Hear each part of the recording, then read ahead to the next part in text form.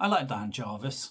I've always thought of him as a man of with honour, who clearly loves his country. He's served, clearly cares about our way of life, and uh, though my politics and his, agree and disagree at different times, I've never thought that he was a bad person in any shape or form, and that's a lot of MPs I don't have that view of.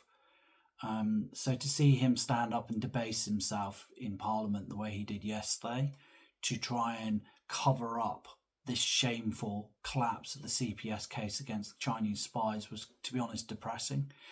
I took no joy out of it. I actually found it really, really, really quite depressing.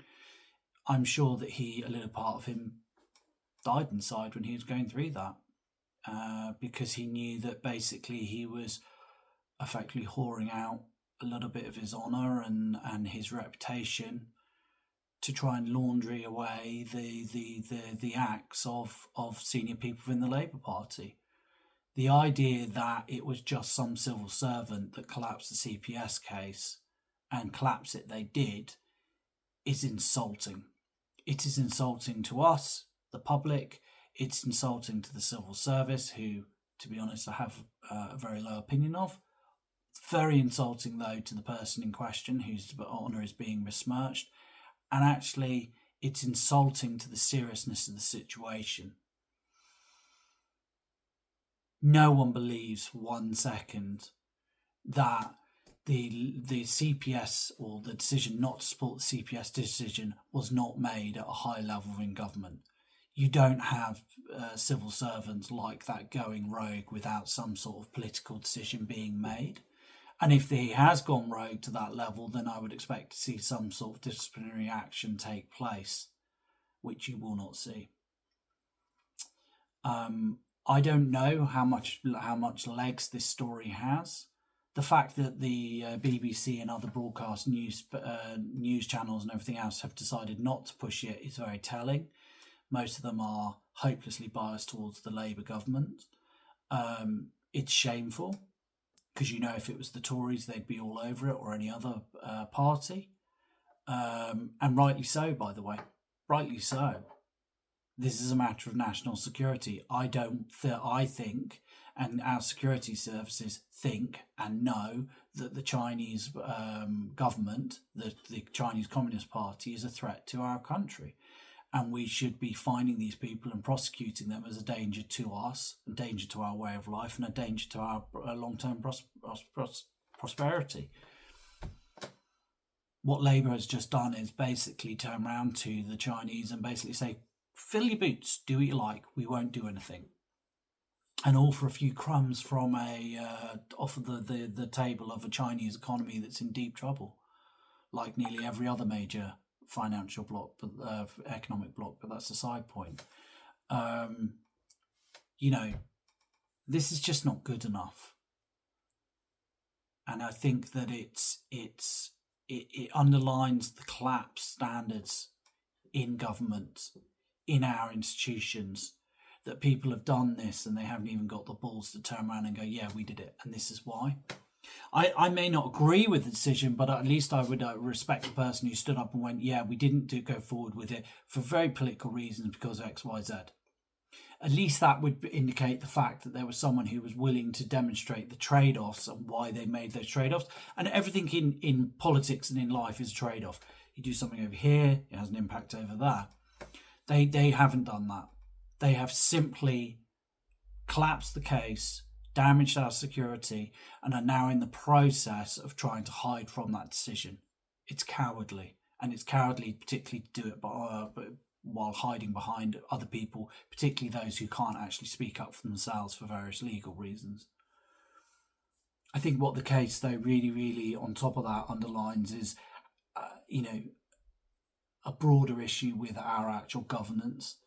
And that is the fact that people really can't be held to account in these positions anymore. They're clearly the norms of behaviour have collapsed to the point where we need to actually be able to pull people in front of select committees under oath to swear on things. We need to have proper investigative ability to actually dig into these things. clearly we can't trust our institutions and our government to be honest about what they're doing. And again, that goes for any government, not just Labour. We need changes because clearly our historical setup is just not doing what's required of it. We cannot hold people to account for the decisions they're making. Kind of carving back to the decision over the relationship with China. As I said, the Chinese economy is actually in deep trouble, and their entire economic model is bust. I'm not saying there's not huge amounts of innovation there. Robotics and everything else, but actually the actual economic model is bust, as is nearly everyone else's. And we need to be realistic about that because there is entire sections of our establishment who don't seem to realise the world as it's emerging. That is one where there is a malfunctioning economic model globally. Different economies within the globe, their economies are misfunctioning because the overall system's misfunctioning and globalization's going into reverse. But also, as I said, it's simply that we have enemies, and when you have enemies, or at the very least you have hostile actors out there, you have to be willing to put your security before anything else and have a long-term plan. And to be honest, the current crop have no idea. And when I say the current crop, I'm talking about most of the current British establishment. Very few of them seem to want to move on from the fact of globalisation post 1991 and everything else. They just don't seem to want to get it, and this is to a certain extent what this is all about. It's a continuation of a lot of deluded crap that's been floating around for some time: globalization, net zero, etc., etc. And it's all coming to an end, but it needs to come to an end as well. Like I said, with us also rejigging how our domestic system works. And putting forward our security first always, and that they don't want to do that because once you name China as a hostile actor, as a threat to the country properly, and once you do that in such a way that it's built into the system either by legal precedent or something else, then it completely collapses a lot of the economic model that's left over, the dregs of it.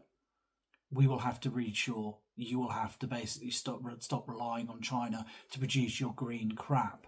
You'll have to stop relying on China to do your refining. So those CO2 emissions will have to come over here, and so on and so forth.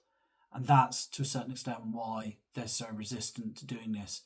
The Chinese case, this intelligence case, it's just another signpost along the way to the end of their worldview.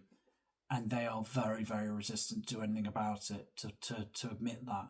And so instead they are, and as they have done for the last 30 odd years, throwing our economic, social and political and even technological well-being under the bus. Also, they can keep their illusion. And I find that shocking.